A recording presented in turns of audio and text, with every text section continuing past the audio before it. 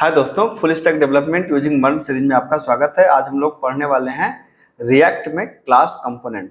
तो class component और functional component दोनों का पर्पस सेम है। लास्ट क्लास में हम लोगों ने फंक्शनल कंपोनेंट के बारे में पढ़ा था। आपको पता है कि कंपोनेंट्स एक वेबसाइट के छोटे छोटे पार्ट्स हैं जिनसे मिलकर हमारी वेबसाइट बनती है। तो वैसे तो अगर आज की डेट में हम देखें तो रिएक्ट ज़्यादा प्रमोट करता है फंक्शनल कंपोनेंट को, लेकिन आप क्लास कंपोनेंट भी बना सकते हैं। मतलब ज़्यादातर चीज़ों में हम लोग देखेंगे आगे चल के कि रिएक्ट किसी भी काम को करने के लिए एक फंक्शनल वाला तरीका देता है, एक क्लास वाला तरीका देता है, और दोनों ही तरीकों से ज़्यादातर काम होते हैं। हालांकि ये कई बार कन्फ्यूजन हो जाता है, लेकिन कन्फ्यूज होने की ज़रूरत नहीं है। आप सिंपल ऐसे समझिए जैसे एक ही काम को करने के लिए एक बार फंक्शन के द्वारा, एक बार क्लास के द्वारा, दो अलग अलग तरीके हैं रिएक्ट के अंदर। ठीक है, तो आइए देखते हैं। एक क्लास कंपोनेंट बनाने के लिए आपको क्या होता है, ये सिंपल एक मतलब जो आप जावास्क्रिप्ट की जो क्लास पढ़ा है ना, बेसिकली वो एक क्लास है जिसके अंदर फंक्शंस होते हैं, और वो जो क्लास होती है वो कंपोनेंट नाम की क्लास को इनहेरिट करती है, जो मेंबर होता है किसका, रिएक्ट क्लास का। इसलिए जब भी हम लोग कंपोनेंट को बनाएंगे तो हमें रिएक्ट क्लास को इंपोर्ट करना पड़ेगा रिएक्ट मॉड्यूल से, और उसको इनहेरिट करना पड़ेगा जिस क्लास में आप क्लास कंपोनेंट बनाने जा रहे हैं। नहीं समझ में आया? अभी समझ में आ जाएगा, थोड़ा सा रुकिए। ठीक है, एक क्लास कंपोनेंट बनाने का सिंटैक्स होता है क्लास कंपोनेंट का नाम, एक्सटेंड, फिर यहाँ पे रिएक्ट डॉट कंपोनेंट करके हम उसको इनहेरिट करते हैं, रेंडर करते हैं, फिर यहाँ पे रिटर्न करता है। उसके साथ साथ यहाँ एक्सपोर्ट भी करेंगे, वो याद रखिएगा एक्सपोर्ट करना जरूरी है, और कंपोनेंट का नाम कैपिटल में होना चाहिए। और रेंडर करने का इसका भी तरीका बिल्कुल सेम है जैसे फंक्शनल कंपोनेंट का था, कंपोनेंट का नाम और स्लैश करके आप इसको रेंडर कर सकते हैं। तो आइए चलते हैं हम लोग अपने विजुअल स्टूडियो पे, ज़्यादा क्लियर हो जाएगा। तो मान लीजिए कि जैसे हमने इन्फो नाम का लास्ट क्लास में फंक्शनल कंपोनेंट बनाया था, अब यहाँ पर मैं इन्फो नाम का आपको एक क्लास कंपोनेंट बना रहा हूँ। ठीक है, तो पर्पज वही है, मतलब काम वही है, बस तरीका बदल जाएगा आपको बनाने का। तो आप ध्यान से देखिएगा इस चीज को। यहाँ भी क्या करना होता है, यहाँ पर जाएं आप, ये एक रिएक्ट का एप्लीकेशन ऑलरेडी रन कर रहा है कि समय ज़्यादा ना लगे, इसलिए मैं ऑलरेडी रन करा के रखता हूँ इसको। यहाँ पर राइट क्लिक करिए, यहाँ पर आप दीजिए न्यू फाइल, और फाइल का नाम क्या दीजिए, इन्फो, मतलब .js, मतलब जो मन करे आपका। यहाँ चूंकि मैं एक बेसिक काम करना चाहता हूँ, तो सबसे पहला काम हम लोग क्या करेंगे, सबसे पहला काम यहाँ पे आप करेंगे कि इंपोर्ट, यहाँ पे आप कहेंगे रिएक्ट फ्रॉम, कहाँ से, रिएक्ट से। ठीक है, तो रिएक्ट मॉड्यूल से आपने रिएक्ट क्लास को इंपोर्ट कर लिया। यहाँ पे आपने कहा क्लास, क्लास का नाम इन्फो।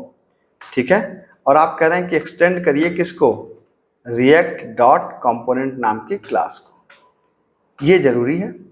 इसके बाद यहाँ पे लिखते हैं रेंडर, इसके अंदर एक रेंडर नाम का फंक्शन होता है, और रेंडर फंक्शन के अंदर यहाँ पे हम लोग लिखते हैं रिटर्न, और रिटर्न के बाद वही एक पैरेंथेसिस, और यहाँ पर ये क्लोज। इसके अंदर वही एक कंटेनर टैग होगा जैसे आप फंक्शनल कंपोनेंट के अंदर बनाते थे। आपने कहा कि डिवीजन या H1 जो मन करे बना लीजिए, हमने कहा H1, और आपने कहा यूनाइटेड कॉलेज, और फिर यहाँ पर आपने कहा, या इन्फो में मैं अपना नाम लिख दे रहा हूँ, मैंने कहा कि धनंजय कुमार शर्मा, या ऐसा करते हैं, लिखते हैं कि धनंजय शर्मा ऑफिशियल, धनंजय शर्मा ऑफिशियल्स। ठीक है, best resource for learning web development. ठीक है, ये मैंने आपको एक बना दिया यहाँ पर कंपोनेंट। ठीक है, यहाँ पे कंपोनेंट बन गया, थोड़ा अपना प्रचार भी कर ले रहा हूँ मैं इसी बहाने। ठीक है, और हाँ, वीडियो पसंद आए तो लाइक तुरंत करिएगा और अपने दोस्तों में शेयर करिए। भाई साहब, मुझे बार बार करना अच्छा नहीं लगता, लेकिन इतनी मेहनत की जाती है तो इसका कुछ तो आउटकम होना चाहिए जी। आइए आगे देखते हैं।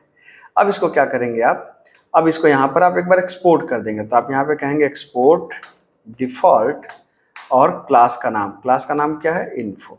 ठीक है, ये बहुत जरूरी है एक्सपोर्ट करना। यहाँ हम बताते हैं कि हम इसको किसी और क्लास के अंदर, किसी और फाइल के अंदर एक्सपोर्ट करेंगे। ठीक है, तो अब हम यहाँ पे जाते हैं इंडेक्स के अंदर, और यहाँ पर हम इन्फो को यहाँ पे क्या करते हैं, जैसे पहले एक्सपोर्ट कर रहे थे वैसे यहाँ पर भी करेंगे। तो आप कह सकते हैं क्या, इंपोर्ट क्या, इन्फो फ्रॉम, इन्फो अपने आप आ जाएगा, और इन्फो को अब यहाँ पे आप कॉल कर लीजिए। यहाँ पर आपने इन्फो को कॉल कर लिया।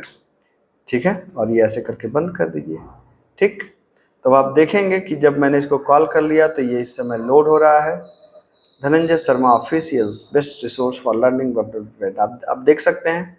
वैसे यहाँ पर भी जितनी बार आप इसको कॉल करना चाहें, एक बार आप कॉल करना चाहें एक बार कॉल करिए, हमको एक आध बार और कॉल करने का मन है तो फिर से कॉल कर लीजिए। तो ये रीयूजेबल कंपोनेंट्स हैं, जितनी बार मन करे उतनी बार कॉल कर लीजिए। तो आप देख सकते हैं जो काम फंक्शनल कंपोनेंट कर रहे थे वही काम क्लास कंपोनेंट कर रहे हैं, बस एक ही चीज को करने के दो तरीके हैं। तो होपफुली आपको बात समझ में आई होगी। अगर किसी भी तरीके का कोई डाउट रह जाता है तो प्लीज पिंग करिए, और पसंद आए तो लाइक शेयर एंड सब्सक्राइब जरूर करिए। मिलते हैं अगली क्लास में। Thank you so much.